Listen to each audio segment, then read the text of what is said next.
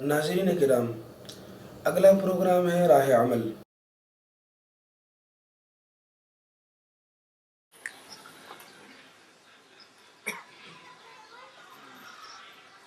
آج ایک بات بہت دھیان سے سمجھنے کی ہے۔ عام طور پر لوگ یہ محسوس کرتے ہیں، خاص طور پر ہمارے نوجوان بچے اور بچیاں، کہ اسلامی شریعت ذرا مشکل شریعت ہے، اس میں بہت پابندیاں ہیں، یہ مت کھاؤ، وہ مت کھاؤ، یہ مت بولو، یہ مت سنو، ایسے دوستوں کے ساتھ مت گھومو، اپنی جوانیوں کو اس طرح مت خرچ کرو، اپنا ٹائم اس طرح برباد مت کرو، شادیوں کی تقریبیں اس طرح منعقد کرو، ایسی تعلیم حاصل کرو، اپنے بچوں کو ایسی تعلیم دلاؤ، ایسی تعلیم مت دلاؤ۔ عام طور پر لوگ سمجھتے ہیں کہ بہت مشکل ہے یہ اسلام، لوگ سمجھتے ہیں کہ اس زمانے میں نوجوانی کی عمر میں اسلام پر عمل کرنا بہت مشکل ہے۔ انتظار کریں گے جب ہم 70-80 سال کے بوڑھے ہو جائیں گے، جب نہ منہ میں دانت رہیں گے نہ پیٹ میں آنت رہے گی، تب اس کے بعد مسجد میں جا کر پڑھ جائیں گے، تب ہم نیک بنیں گے۔ ہمارے بس کی بات نہیں ہے اس عمر میں اسلام پر عمل کرنا۔ عجیب غریب بات ہے، میں بلا تصنع عرض کرتا ہوں، شریعت کے نقطہ نظر سے کہنے کی تو ہمت نہیں کرتا، میں تو انسانی نفسیات کے نقطہ نظر سے کہنا مناسب سمجھتا ہوں۔ سوچے لوگ، مجھے حیرت ہے کہ لوگ دنیا میں زندگی کیسے گزارتے ہیں اپنی روح کو داغدار کر۔ ایک گناہ سے انسان کی روح پر دھبا لگتا ہے۔ گناہ کہتا ہی کس کو؟ گناہ کہتے ہیں اس عمل کو نہیں جس سے انسان کی روح خراب ہو جائے۔ جس عمل سے انسان کی روح پر کوئی برا اثر نہیں پڑے گا وہ کبھی خراب نہیں ہو سکتا، وہ کبھی گناہ نہیں ہو سکتا۔ گناہ کہتے ہیں اس کام کو ہے جس سے انسان کی روح خراب ہو جائے۔ اور جب انسان کی روح خوش اور مطمئن ہوتی ہے تو مرنے کے بعد جو خوشیاں ملیں گی وہ تو ملیں گی۔ جس کی روح پرسکون ہے اور جس کی روح صاف ستھری ہے اور جس کا دل صاف ستھرا ہے، اس کو تو اسی دنیا میں جنت کا مزہ آتا ہے۔ سیدنا عبداللہ بن عباس رضی اللہ عنہما کہ علمی مقام کے لیے، ان کی سوچ بوجھ کے لیے اور گہری حقیقتوں کو سمجھ لینے کی صلاحیت کے لیے ان کا صرف ایک جملہ کافی ہے، جو گواہ ہے کہ واقعی عبداللہ بن عباس کو اللہ تعالیٰ نے مفسرین کا امام بنایا تھا، قرآن کا ترجمان بنایا تھا۔ اللہ کے رسول نے ان کو ایسی دعا دے دی تھی کہ ان کے دل پر سمجھ کی چشمے کھل گئے تھے۔ ایسی دعا اللہ کی زبان سے نکلی تھی ان کی بے پناہ خدمت کی وجہ سے۔ کیونکہ جو دعا، ایک تو ہوتا ہے دعا کرانا اور ایک ہوتا ہے دعا لینا۔ دعا کرانا تو بہت آسان ہے، مسافہ بالجبر کر کے بھی آپ دعا کرا سکتے ہیں، یہ ایک اصطلاح ہے مفتی صاحب جو میں نے وضع کی ہے۔ ایک ہوتے ہیں مسافہ بالجبر، اور مسافہ بالجبر کی سزا کیا ہے یہ آپ سے میں استفتاء کر کے پوچھوں گا کہ کسے کہتے ہیں مسافہ بالجبر؟ کہ چلتے چلتے کسی بزرگ کو آپ نے ایسا روکا جیسے کوئی کشمیر کی پولیس کے آفیسر نے روکا، اور اس کے بعد کیا ہوا پتہ چلا کہ آپ مسافہ کرنے، دعا کیجیے دعا کیجیے۔ اب یہ ہے دعا کرانا، یہ دعا کیجیے نہیں آپ کی خیریت نہیں، یہ ہے دعا کرانا۔ اور ایک ہے دعا لینا، اس طرح برسوں مٹایا جائے اپنے آپ کو، برسوں اس طرح محبتیں، اس طرح خدمتیں۔ سیدنا عبداللہ بن عباس نے چھوٹی سی عمر سے جس طرح کی خدمت کی تھی اللہ کے رسول کی، بڑی لمبی تاریخ ہے۔ اللہ جانے وہ کس وقت ہوتے تھے، حضور صلی اللہ علیہ وسلم کی جو خدمت والے صحابہ تھے ان کی زندگی میں جھانک کر دیکھیے اور تفصیل سے تاریخ پڑھیے، یہ تلاش کرنا مشکل ہوگا کہ اپنی نیند کس وقت پوری کرتے تھے۔ عجیب انداز سے ایک جماعت تھی حضور پاک صلی اللہ علیہ وسلم کی خدمت کی، اور وہ سب خدمت والے صحابہ چوٹی کے لوگ تھے، چوٹی کے علماء، فقہاء، محدثین، ائمہ، عبداللہ بن مسعود، عبداللہ بن عباس، عبداللہ بن عمر، عبداللہ بن عمرو، چاروں عبداللہ۔ عجیب و غریب بات، اور اس طرح انہوں نے اپنے آپ کو اللہ کے رسول کی ذات پر مٹایا تھا. ایک تو ہے دین پر مٹانا, ایک ہے اللہ کے رسول کی ذات پر قربان ہوئے تھے. تو خدمت کا ایک شیڈول تھا. بعض محدثین نے اس پر بڑی بہت محنتیں کر کے ان حدیثوں کو جمع کیا ہے جس سے سمجھنے میں آسانی ہوتی ہے کہ صحابہ اللہ کے رسول سے ان کی خدمت کس طرح کرتے تھے. تو یہ ایک جماعت تھی جو پوری رات جاگتی تھی. حضور اکرم صلی اللہ علیہ وسلم کا معمول تھا کہ رات کا جب 2 سے گزرتے تھے تب آپ اٹھتے تھے. یعنی مغرب کے بعد سے اگر آپ حساب لگائیں تو اس کے بعد سے یعنی تقریباً آج کل کی گھڑیوں کے حساب سے 1 بجے رات کا حساب بنتا ہے آج کل کے آپ کے یہاں کی ٹائم ٹیبل کے لحاظ سے, یا شاید اس سے بھی کچھ پہلے. اس وقت آپ اٹھ کر جاتے تھے سنجے کے لیے آبادی سے کافی دور. تو یہ صحابہ کی جماعت تھی. یہ صحابہ کی جماعت یہ کرتی تھی کہ حضور کے اٹھنے اور نکلنے سے کافی پہلے یہ جگہ تلاش کرتے تھے کہ کس جگہ پر جا کر اللہ کے رسول کی کو طہارت حاصل کرنا مناسب رہے گا. آپ کے اوپر حیا کا اتنا غلبہ تھا کہ آپ بستی سے بہت دور بالکل تنہائی کے مقام پر اس سنجے سے فارغ ہونے کے لیے جانا پسند کرتے تھے. تو صحابہ پہلے سے وہ جگہ سلیکٹ کر لیتے تھے اور راستے پر کی جو زمین ہوتی تھی اس کو اپنے ہاتھوں سے, اس کو اپنے کپڑوں سے صاف کرتے تھے کہ کہیں کوئی کانٹا نہ ہو, کوئی سانپ نہ ہو, کوئی بچھو نہ ہو, کوئی کیڑا نہ ہو کہ اللہ کے محبوب کو تکلیف پہنچے. اور پھر اس کے بعد وہاں پانی کا انتظام کرنا, استنجے کے ڈھیلوں کا انتظام کرنا, پردے کا انتظام کرنا, اس پوری جماعت کے ذمہ دار تھے سیدنا عبداللہ بن عباس. تو یہ جو خدمت انہوں نے معلوم نہیں کتنے مہینوں کتنے سال کی ہوگی, بس ایک دن حضور کی دل سے عجیب دعا نکلی, یہ ساختہ آپ کے دل سے دعا نکلی, اللہم فقہہ فی الدین وعلمہ التأویل. اللہ میرے اس چہیتے کو, میرے اس عاشق کو دین کی گہری سمجھ دے دے, اور اللہ اس کو باتوں کی تہ تک پہنچنے کی صلاحیت دے دے. وعلمہ التأویل. چنانچہ عبداللہ بن عباس کا سینہ جیسا کھلا تو ایک جملہ اس کا گواہ ہے. وہ کہا کرتے تھے ان فی الدنیا جنتا من لم يدخلها لم يدخل جنت الآخرہ. اس دنیا میں ایک جنت ہوا کرتی ہے, اس دنیا میں بھی جو اس دنیا کی جنت میں نہیں جائے گا وہ آخرت کی جنت میں بھی نہیں جا پائے.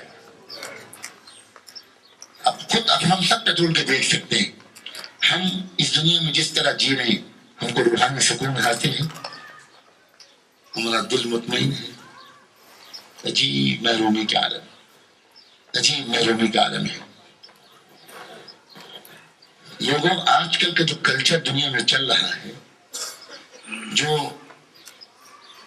کالجوں یونیورسٹیوں کے ذریعے, افسوس یہ ہے کہ بالکل بے جانے بوجھے پھیلایا جا رہا ہے, فلموں کے ذریعے, میوزک کے ذریعے, سیریل کے ذریعے, لٹریچر کے ذریعے, ادب کے ذریعے. جس طرح نوجوان نسل کو جو کچھ بھی اس وقت دکھایا جا رہا ہے, نوجوان نسل یہ سمجھ رہی ہے بیچاری کہ انگریز بن جانے میں بڑی کامیابی.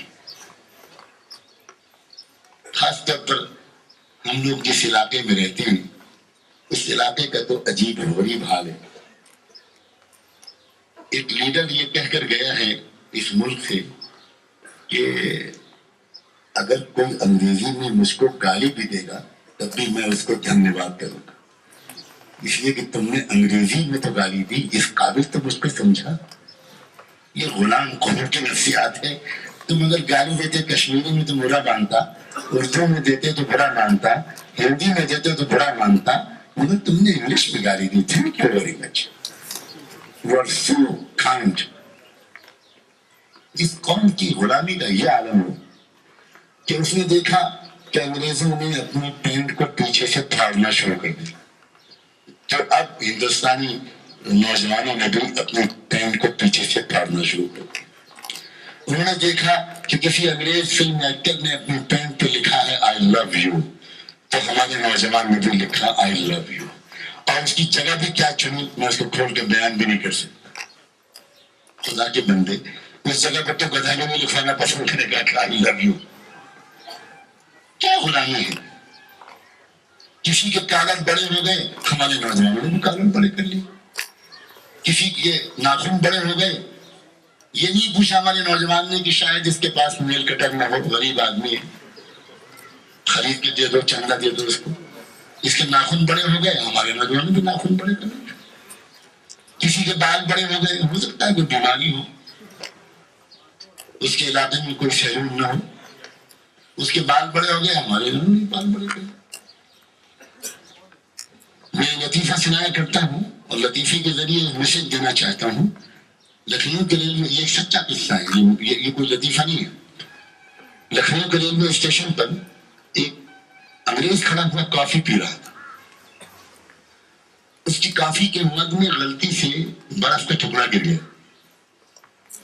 بغل میں کوئی کھڑا ہوا تھا ہمارا نوجوان، اس نے جھانک کر دیکھا کہ فیشن لگتا ہے بدل گیا ہے، اب کافی جو ہے وہ اس میں برف ڈال کے پینا فیشن ہے.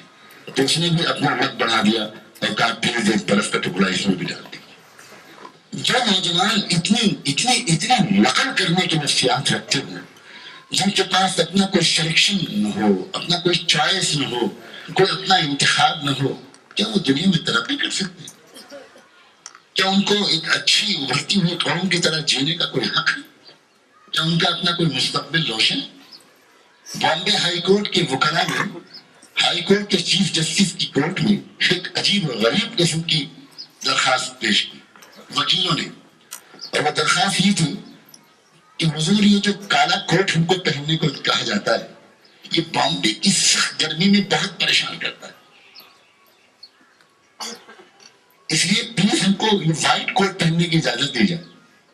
یہ بلیک کوٹ، بلیک پینٹ ایک مصیبت ہے. بامبے کی ہیومڈ موسم میں اتنا ٹیمپریچر اور اس میں کالا کوٹ، اتنی تکلیف ہوتی ہے کہ ہم عدالت میں بحث کرتے وقت بھول جاتے ہیں کہ کیا کہیں، اس لیے کھجلی اتنی بری طرح ستا رہی ہوتی ہے کہ ہم سوچتے ہیں جائے چوڑے بھاڑ میں کیس، ہم جا کر کم سے کم اپنے چیمبر میں کمر تو کھجلائیں.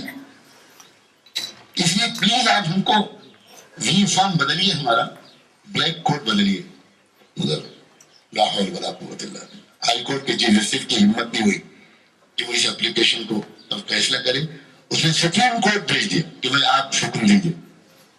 سپریم کورٹ کی فل بینچ نے بیٹھ کر اس پر جو فیصلہ کیا وہ یہ تھا کہ جب ٹیمپریچر اتنا ہو تو گرے کوٹ پہننے کی اجازت ہے، بلیک اور گرے، باقی آپ وائٹ نہیں پہن سکتے. کیوں؟ اس لیے کہ جو آقا کا ملک ہے لندن والا، وہاں کے وکیل بلیک کوٹ پہنتے ہیں اور ہم غلام قوم ہیں. یہ جو نفسیات ہیں، اس کلچر میں انسانوں کو اس جڑے ہوئے سکون سے محروم کر دیا. ورنہ لوگوں، رحمت عالم سیدنا محمد رسول اللہ صلی اللہ علیہ وآلہ وسلم زندگی گزارنے کا جو طریقہ لے کر آئے، جس کا نام ہے اسلام، وہ عجیب و غریب قسم کی شریعت اور کتنی پیارے طریقے زندگی ہے. آپ کا اس پر زور تھا کہ اپنے جسم کو بھی نظر انداز مت کرنا، اپنے جسم کا بھی خیال رکھنا. ایسا مت کرنا کہ صرف تم روح کا خیال کرو اور جسم کو بھول جاؤ. نہیں، جسم کا خیال رکھو، جسم کا خیال رکھو، اس کو ڈائٹ دو، اس کو غذا دو، پاک صاف رہو، صاف ستھرے رہو، اچھے کپڑے پہنو. بالکل جسم کا خیال رکھو، لیکن تم صرف جسم نہیں ہو، جسم کے ساتھ ساتھ اپنی روح کا بھی خیال رکھو. روح کو مت بھول جانا. یہ جو پیاری زندگی ہے اسلام، اس کی خصوصیت یہ ہے کہ اس میں جسم کا بھی لحاظ ہے، اس میں روح کا بھی لحاظ ہے. جسم کا اتنا خیال کہ روح کو بھول جایا جائے، یہ بھی صحیح نہیں، اور روح کا اتنا خیال کہ جسم کو بھول جایا جائے، یہ بھی صحیح نہیں. چنانچہ اسی بات کی طرف اشارہ کیا عبداللہ ابن عباس نے کہ اس دنیا میں بھی ایک جنت ہوتی ہے. کیا مطلب اس دنیا کی جنت کا؟ اگر تم نے اپنی روح کا خیال رکھا اور صرف تم جسم کی پوجا میں اور جسم کی سیوا میں اور جسم کی خدمت میں لگے رہے. اتنا سینسٹیو ہو گیا ہے آج کا انسان اپنے جسم کے بارے میں کہ ذرا سا وزن بڑھتا ہے تو پریشان ہو جاتا ہے، اور ذرا سا وزن گھٹتا ہے تو پریشان ہو جاتا ہے. ذرا سی ہائٹ کم ہوتی ہے تو پریشان ہو جاتا ہے، ذرا سی ہائٹ زیادہ ہوتی ہے تو پریشان ہو جاتا ہے. ذرا سا کچھ ہر وقت دیکھتا رہتا ہے، ہر وقت وہ کیئرفل رہتا ہے. اخباروں میں کتنے اشتہار صرف جسم کے بارے میں آتے ہیں، لیکن آج کے انسان نے اپنی روح کو بالکل نظر انداز کیا، بالکل بھلایا ہوا ہے۔ یہی وجہ ہے کہ آج کا انسان سکون سے محروم ہے، روحانی اطمینان سے محروم ہے۔ اگر ایسا نہ ہوتا تو جتنے مالدار لوگ تھے اور بالخصوص امریکہ اور یورپ میں رہنے والے لوگ وہ بہت خوش ہوتے، لیکن وہ ہرگز خوش نہیں، ہرگز خوش نہیں۔ ایک عجیب بزنس دنیا میں اسٹارٹ ہوئی، انسانی تاریخ میں ایسا کاروبار مجھے نہیں معلوم کبھی ہوا ہوگا۔ بزنس ایک یہ اسٹارٹ ہوئی ہے کہ لوگ لافٹر کلب بناتے ہیں، لوگ ایک کلب قائم کرتے ہیں کہ آئیے اور $5000 پے کیجیے اور ہمارے یہاں آ کر 1 گھنٹہ آ کر ہنس کے جائیے۔ اب ماشاءاللہ کہیں کسی کلب کے ممبر ہیں 200 لوگ، کہیں کسی کلب کے ممبر ہیں 500 لوگ، صبح صبح وہاں جاتے ہیں، وہ چاہے برف گر رہی ہو نیو یارک میں اور چاہے کچھ ہو وہاں جاتے ہیں۔ کس لیے جاتے ہیں؟ کہ وہاں سب بڈھے نوجوان سب ہنسیں گے اور ان کو دیکھ کر ایسا لگتا ہے کہ کوئی دماغی دورہ پڑا ہوا ہے، ہنس رہے سب ہنس رہے کہ کس لیے آئے ہیں؟ ہنسنے کے لیے آئے۔ یہ آپ کس لیے آئے؟ ہنسنے کے لیے۔ آپ کس لیے آئے؟ ہنسنے کے لیے آئے۔ اس کا مطلب یہ ہے کہ انسان اب حقیقی اور اپنی اوریجنل ہنسی سے اتنا محروم ہو گیا کہ وہ پیمنٹ کر کے کرائے کی ہنسی ہنسنا چاہتا ہے۔ انا للہ و انا الیہ راجعون۔ ایک صحابہ کرام تھے، اتنے غریب کہ اکثر گھروں میں 2 وقت کا کھانا بھی نہیں ہوتا ہوگا، ٹوٹے پھوٹے گھر، جھونپڑیاں، ایک پتھر باندھنا پڑتا تھا، کبھی کبھی چراغ بجھا کر مہمانوں کو کھلانا پڑتا تھا، ان کو فاقے بے فاقے آتے تھے۔ مگر صحابہ کرام کی جو صفت دشمن میں بیان، باہر کے لوگ جو دوسرے ملکوں کے آئے اور انہوں نے صحابہ کو واچ کیا اور انہوں نے پھر رپورٹ دی، تو انہوں نے جو بہت سے القاب اور صحابہ کے بارے میں کہے، حسن کہے، یہ عجیب لوگ ہیں، ہم نے ان کے ساتھ رہ کر ان کے محلوں میں دیکھا، بسام بالنہار بکام باللیل، یہ دن بھر ہنستے مسکراتے رہتے، دن بھر ہنستے مسکراتے رہتے ہیں اور راتوں کی تنہائیوں میں اپنے رب کے سامنے روتے ہیں۔ کیا زندگی ہے! غریب سے غریب آدمی خوش ہے، بالکل مطمئن ہے، مست ہے، اس کو دیکھ کر دوسرے غم کے مارے اپنا غم بھول جایا کرتے تھے ان کو دیکھ کر۔ اور آج کے دنیا کے کروڑ پتیوں کو بھی کرائے کی ہنسی ہنسنی پڑ رہی۔ اس کی وجہ کیا ہے؟ روحانیت، روحانی سکون سے ہم محروم۔ اللہ والوں کے پاس جانا، اللہ والوں سے تعلق رکھنا، اللہ کا ذکر کرنا، اللہ کو یاد کرنا، اللہ کے پیار کو محسوس کرنا، اللہ سے اپنے دل کی باتیں کرنا، یہ انسان کو روحانی سکون عطا کرتا ہے۔ جو انسان خوش نصیب ہے وہ انسان جس کو اللہ تعالیٰ دنیا میں یہ دولت دے دے۔ ہر انسان کو دنیا میں کچھ غم ہوتے ہیں، ہر انسان کے دل میں کچھ حسرتیں ہوتی ہیں، ہر انسان کا دل کبھی کبھی دکھتا ہے۔ اب انسان اپنے درد کا اظہار کس سے کرے؟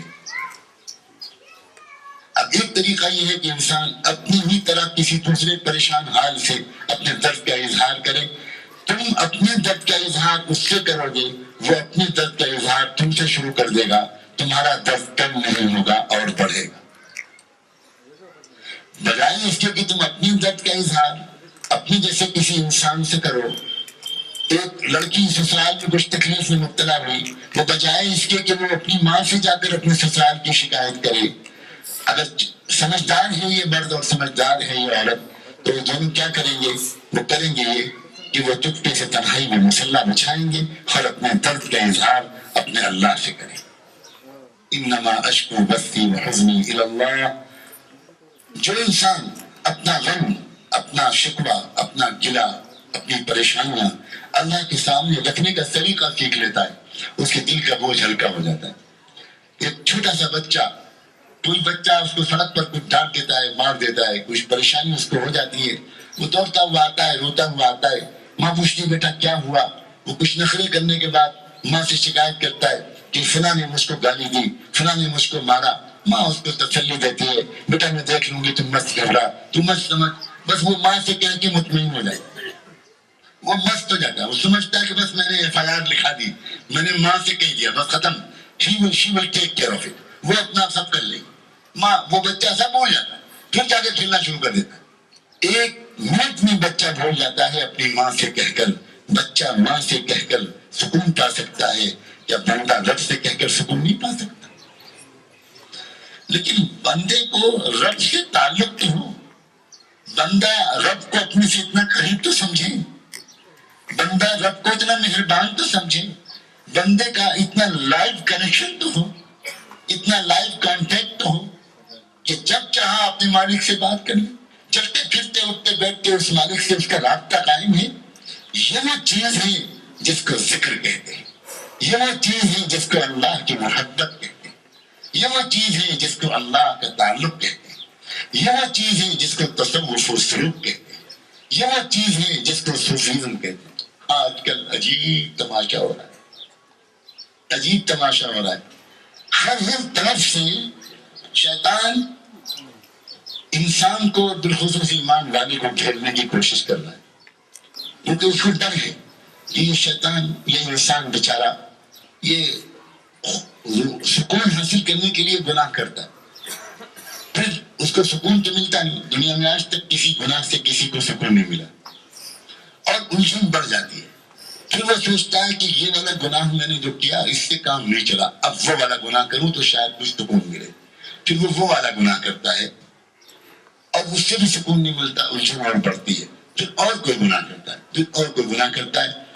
اب لوگوں کو ڈر ہے کہ گناہ کرتے کرتے یہ انسان جب پریشان ہو جائے گا تو کہیں یہ اللہ کی چوکھٹ پر نہ چلا جائے, کہیں یہ اللہ سے اس کا کنیکشن میں جڑ جائے, کہیں یہ روحانی سکون کے حاصل کرنے کے اصل سرچشمے تک نہ پہنچ جائے. تو پھر کیا کرتے ہیں وہ, پھر عجیب و غریب قسم کے کام کرتے ہیں. پھر پتہ چلتا ہے کہ صوفیزم کے نام پر, تصوف کے نام پر میوزک ہوتی ہے, آرکیسٹرا ہوتا ہے, قوالیاں ہوتی ہیں, اور عجیب عجیب قسم کے کام ہوتے ہیں, اور یہ دکھانے کے لیے کہ بھئی یہ روحانیت کا پروگرام ہے. عجیب بات ہے, عجیب بات ہے, عجیب و غریب بات ہے.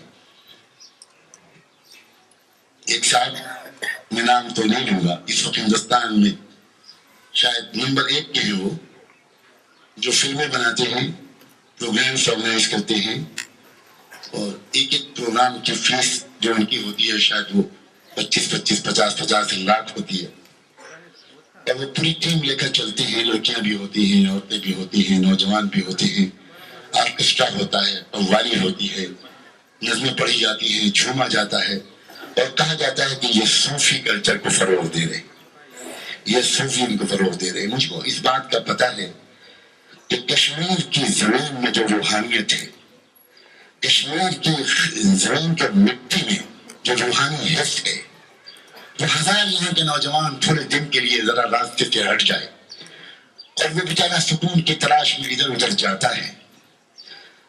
ہمیں کوئی حق نہیں ہے کہ ہم اس نوجوان کو حقارت سے دیکھیں, ہمیں کوئی حق نہیں ہے کہ ہم اس نوجوان کے بارے میں کوئی نیگیٹو سوچ اپنے دل میں لائیں. ہرگز نہیں, ہرگز نہیں. تو اب